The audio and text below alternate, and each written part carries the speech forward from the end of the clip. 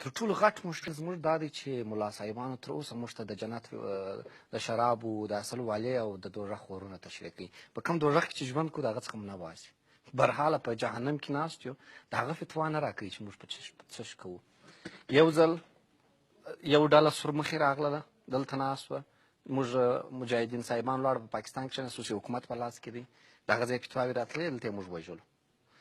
بیا بل ډله سورمخې راغله، بیا مو نور د دین ملایکې ولاړې په پاکستان کې کښېناستله، 18 کاله کېږي، کوچني کوچني ځوانان هره ورځ 15 کسه ځوانان شهیدانېږي، هره ورځ په سلګونو مشران شهیدانېږي، هېڅوک هېڅ نه وایي.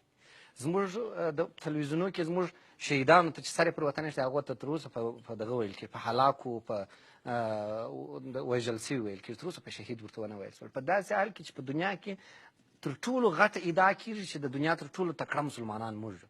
دنیا کې تر ټولو غټه ادعا کېږي چې د اسلام ټیکه موږ وهلې ده.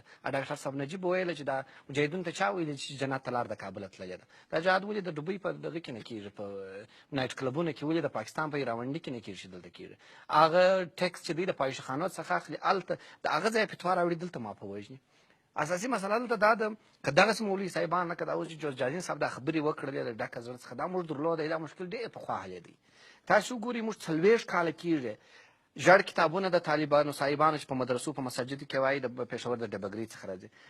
کم تفسیرونه چې موږ ته راځي د تشدد ډک، هغه په پاکستان کې نسته. کم د تشدد ډک تفسیرونه چې دلته موږ ته راځي، هغه په عربو کې نسته. موږ ته ولې دا تفسیر بله کم دی، دوی ته بله کم دی. او په دې کې تر ټولو غټه پړه زموږ د ملا صاحبانو ده.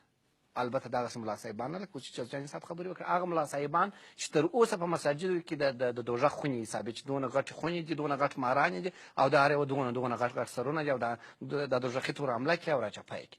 دا یې تر نن نه کړه راته تشریح چې په دا ملک کې چې دا ته چې په کوم دوزخ کې دا اوس یې ورور چې هره ورځ وژل کېږي، د هغه مېرمن چې کونډه کېږي، زوی چې یتیم کېږي، دا هم ستا مسؤلیت دی. دا یې تر نن نه راته وویله که مسلمان دی که کافر دی چې ستا پر حدودو یې تېری وکړي، هغه ستا په حق کې دغه. اوس راځم ستا سوال ته، یعنې تر ډېره ځایه پرې موضوع موږ ته خپله پړه ولاړه ده. دا چې اشرفي چې دی دا چندان ماته چندان مهمه موضوع نه معلومېږي، ځکه د هغه وظیفه د هغه ده چې هغه دښمن دی، او د هغه وظیفه د هغه خپله وظیفه اجرا کړې ده. مشکل زما په ملا کې دی.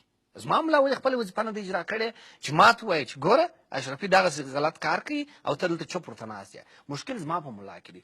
ته په ټوله مملکت کې ما ته په ټول تاریخ کې وښایه چې تا دې یو غټه دایرالافتا درلودلې چې فتواوې دې ورکړي. ته ما ته ووایه چې ته دې د تفسیر یو کور لرې، ته دې د دین یو غټ مرکز ولرې چې ستا د ځوانان ولاړ نه سي په پاکستان کې دغه نه سي. زه د لوی کندهار د خلکو درته وایم د ورځې 2000 3000 شاګردان زموږ دا ځي راځي هلته په مدرسو کې درس وایي. ولې موږ مدرسې نه ورته لرو؟ حکومت مو مکتبونه په بېخر خلاص کړي دي، ولې د مدرسو هېڅ بودیجه نشته، ځکه تا په خپل کور کې د اسلام عیار فتوا چاره نه ده کړې. نو مالنداره خبره، زه په فتوا نه بله ځای